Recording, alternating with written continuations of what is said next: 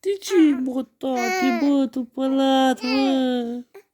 De ce, bă, tati, bă, tu pălat? Cine te pălă pe tine, bă, tati, bă? Bă, pași. Te treziși, ai dormit bine. Acum ce mai bă, tati? Ai, ticucu mic. Șoca, ziceam că ești mai liniștit acum după ce am fost la pălinte. Cocoșica!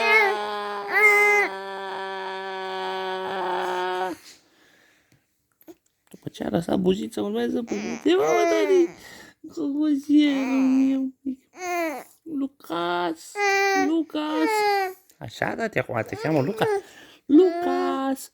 Lucas! Da, tati. Nu mai fi supălat. Nu mai fi supălat.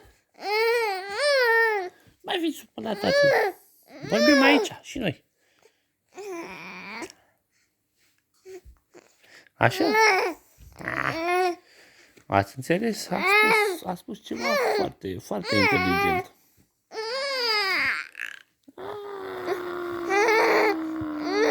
Cocoșică. Hai că la telefon, vin la tine să vorbim cu noi amândoi.